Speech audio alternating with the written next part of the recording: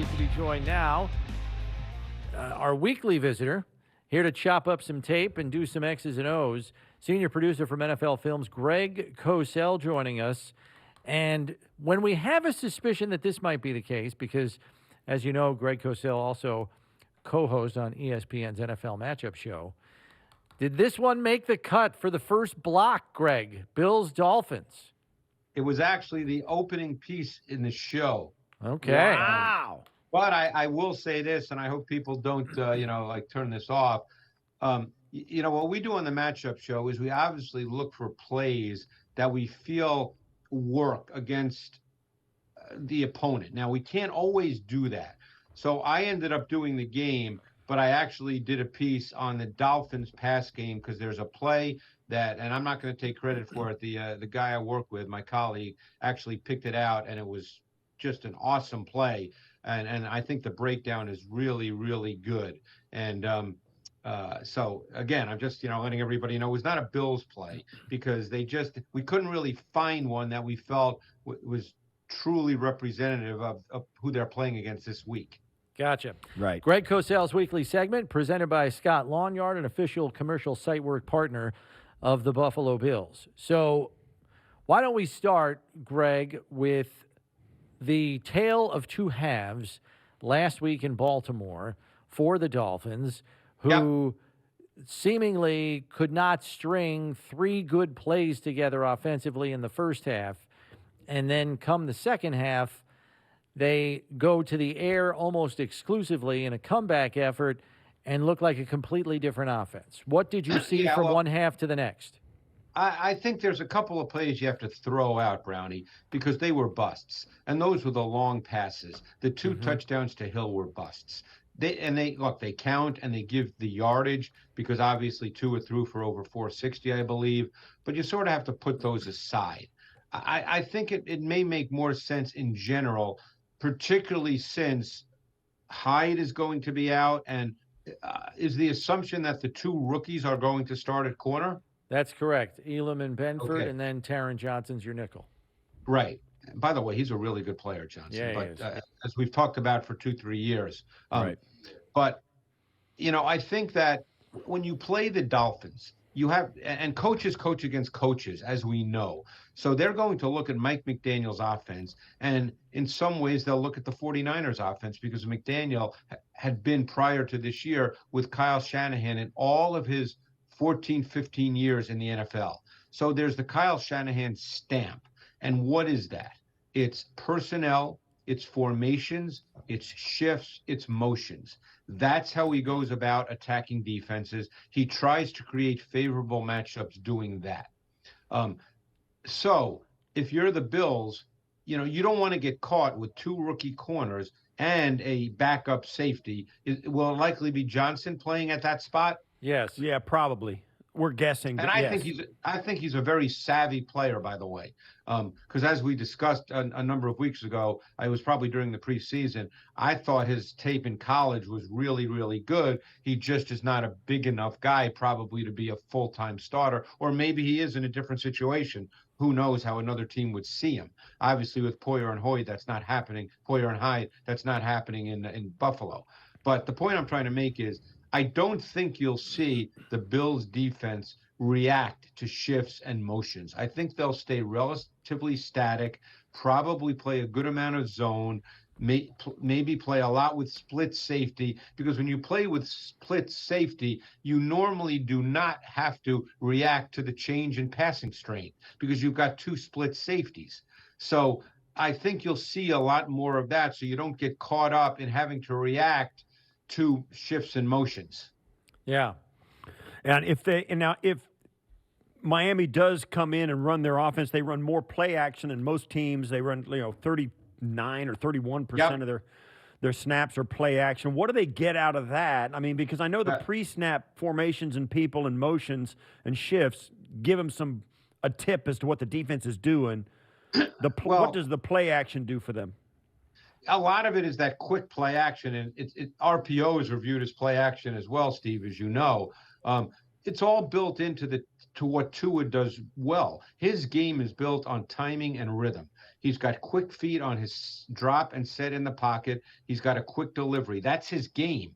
And, one theory that I have, right or wrong, I don't know, but it's just a theory, is I think that despite what happened last week with the bust and the deep passes, I think one of the reasons their speed is so important is because you're not going to see Hill and Waddle pressed very much. So what does that mean? It means that receivers' routes will not be disrupted off the line of scrimmage. So if you're not disrupting the receivers' routes, that allows Tua to stay in rhythm. And that's his game. He's really good when he can stay in rhythm. So I think that that's one reason the speed is such a factor. And of course, as I said, they do a lot of shifting and motion. I don't know if that will be a big factor against the Bills, but that's what they do. So we'll see. But, this to me on this side of the ball is a really curious game. What do you make of the Dolphins' O-line to this point? They haven't gotten the run game going, with that wide zone that they like to execute. They've got a backup right tackle in there, along with Teron Armstead, who's nursing a toe injury the last couple of weeks and is missing practice time this week because of it. The Bills' defensive ends are all healthy, and the Bills have shown through the first 2 weeks they can get home just with a front four. Leslie Frazier in the past has done an excellent job of eliminating Tua's first read, and then the rush is there. Are you anticipating something somewhat similar to that? Well, I think this is an area in which the Bills have to win. And obviously the quick game kind of offense does not necessarily allow you to get a lot of sacks, but then you got to get your hands up. You have to push the pocket early so that Tua is not comfortable. Now, I think, as I said, that's an advantage for the Bills, their D-line versus the Dolphins' O-line. But so much of that comes with what you said, Brownie, that they're going to have a really good feel for the route concepts so they can perhaps take away that rhythm throw. Because that's the last thing you want, is just Tua to get into that rhythm where he just feels like he can hit his back foot and the ball comes out. But their D-line has been playing exceptionally well. They've got some length to it. There's big guys. And I think those guys who didn't play last week are back, right? Yeah, Yes. So Jordan Phillips is out with the hamstring, but it looks he's like out for sure. Okay. Yeah, Settle and Oliver look like they're going to be back. Okay. Obviously Phillips has played well, so that's a loss, and he's a big dude and he's a powerful guy with light feet, so that's a loss. He's played well through the first 2 weeks of the season, but obviously if Oliver's back, he's got great quickness, and I think Settle can play more snaps and be a factor. We talked about him in the preseason. If the Dolphins offense does play well, how's it going to look, and how will the Bills defense look differently than it has looked in the first 2 weeks? Yeah. Well, obviously the last thing you want to do is give up the explosive play over the top. The Bills normally don't do that. So let's assume then that they don't do that. Then you're dealing with those quick rhythm throws and run after catch. Look, think back to the AFC playoff game last year in the fourth quarter when Mahomes hit Hill on the in-breaking route and he ran, I believe, 65 yards for a touchdown. Those are the kinds of plays you cannot allow. They're going to complete passes, and they're going to complete their bread and butter passes at times, the quick rhythm throws. Those are going to happen. At that point, you cannot allow the run after catch, because both Waddle and Hill are two of the most explosive run after catch receivers in the league. So you have to be able to prevent that. You have to take the right angles. Because I remember that play last year I just referenced. I forget who the safety was. It was Poyer Hyde, obviously, took a bad angle, and that allowed Hill to just turn the corner and race down the right sideline. So, those are the plays that you have to prevent. They're going to complete balls. McDaniel is really good with his design in doing so. So it's not as if Tua is going to go 9 for 27. You just can't allow those explosive plays. Defense for the Dolphins. On the back end, we know that Byron Jones is not a part of the equation. He's on the PUP list. Nope. They've had Nick Needham in there in his place. He's struggled at times. Xavier Howard's nursing a groin injury. He's probably not 100%. I know they like their undrafted rookie, Kader Kohu, who's kind of assumed the nickel role or comes in for nickel packages. Yeah. But on the front end, Greg, they're not getting home. and they're blitzing a lot, and they're still not getting there. What is the tape telling you with their problems up front? That's been a big issue because last year, one of the things that this defense has done, and they've still done it this year, is line up with those pressure front looks, which is difficult for an offensive line to sort out pre-snap because there's 6-7 guys up front, and you have to decide who's coming, who's not coming. How do you sort that out? How does the quarterback sort that out? How does the protection sort it out? But you're right, they've not been able to get home. They're not, one thing is they're not winning one-on-one matchups. And I think look, a lot of times you show pressure fronts because you want to create a one-on-one matchup that you think favors you.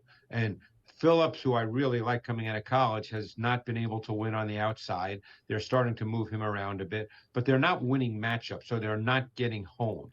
And that's going to be critical in this game because I think that, obviously, if Josh Allen has time, I think he can do some damage. The other thing is I think the Bills, and you guys know this, and it started last year, Josh has become really good himself with the quick rhythm throws.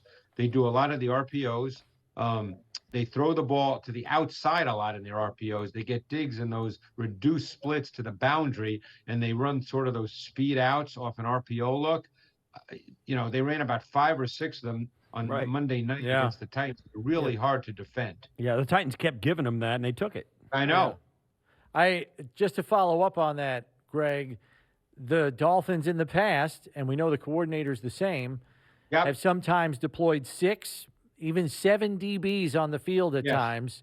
Blitzing Josh, as we know, is more often than not suicide. So does their high pressure rate decline against Josh Allen? What do you think happens there? No, I think they'll attack situationally. I don't know if it'll be as high as it is against other quarterbacks. The question I would have is this. If you're Josh Boyer, who's their D coordinator, do you say to yourself, Brownie, look, if they want to run the ball, more power to them. Let's play with 6 DBs. Let's play with 7 DBs. Let's stop the passing game. And if they want to hand it off to Singletary or Moss or Cook, hey, good for them. You know what? We'll rally up and tackle them. Because obviously this is a passing team. It's built on Josh Allen. Now it gets down to your philosophy of how you want to play. And I'm not saying they will do that. Yeah. I'm just saying that this team, even through the first 2 games of the season, they've not really run the ball well. They've had a few runs here and there where you go, that's a nice run. But this team is not going to come out and run the ball. This offense is built on Josh and what he can do in the pass game. And Gabe Davis is back this week, correct? Yes. Right. Yeah. So we'll see. I mean, with the way this offense is playing, maybe it takes a coordinator to step a little bit outside the box and say, hey, you want to run it? Feel free. I mean, I don't want to make this, go back 100 years, but Steve obviously will know this, and it won't. It just popped into my head, and it's not a great memory for Steve, but it's the Super Bowl where Thurman Thomas had 135, and Bill Belichick, pretty much said, not that he went into the game saying, I'm going to give you 135, but hey, if you want to hand it off, we're good. We're just going to stop all your big plays.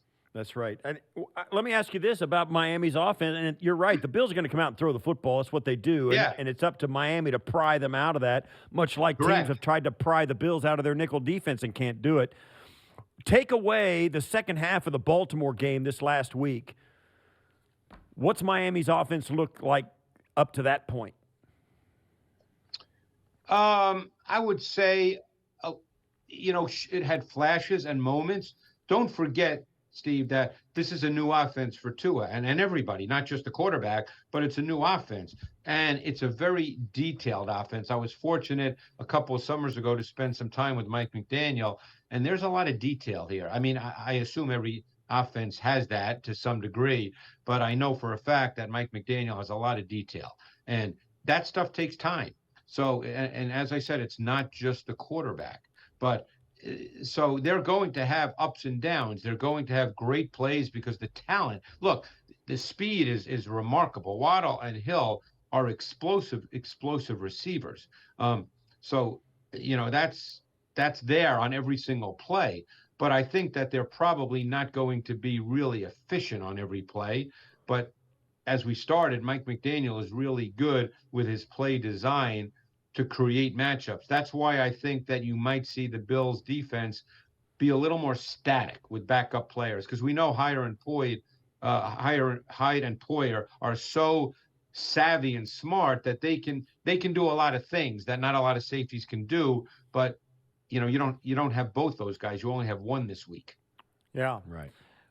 What did you think of the Bills? The Bills only blitzed on 3 plays last week against Yeah, Tennessee. they've not been blitzing very much. But they got a sack and 2 incompletions out of it.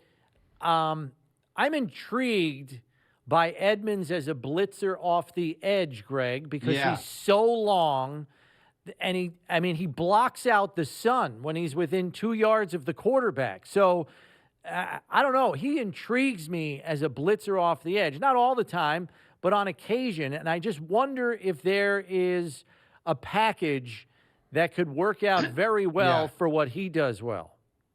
And who knows? Maybe they'll start to add that in just because he's so long and covers ground. I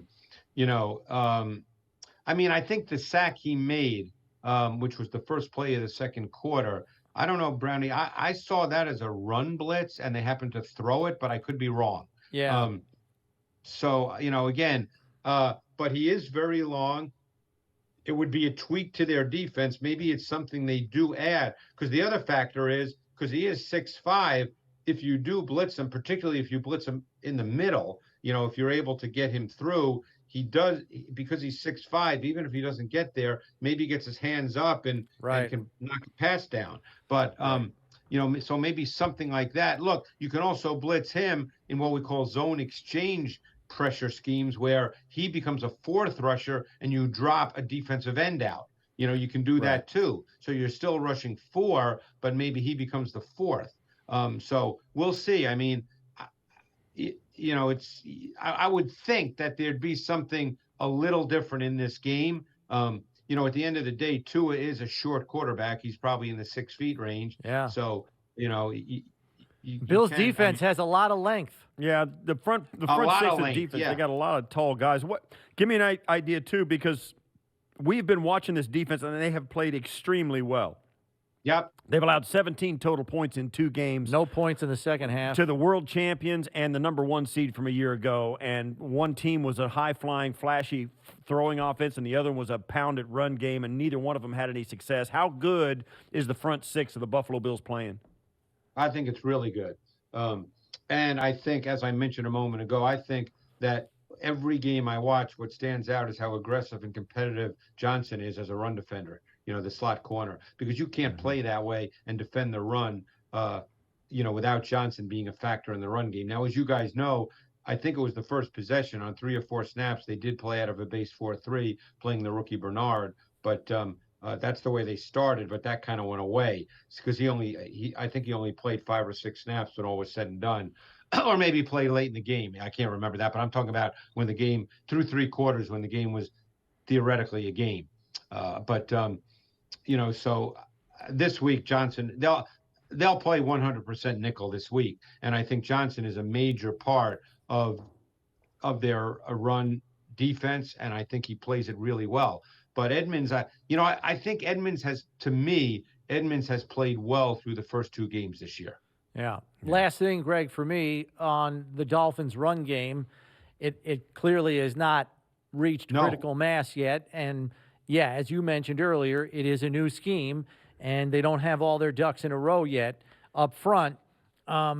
Is that just something that McDaniel is going to have to wait on until he feels it's something he can trust his line to adequately execute? Because there's times where they're just whiffing in space.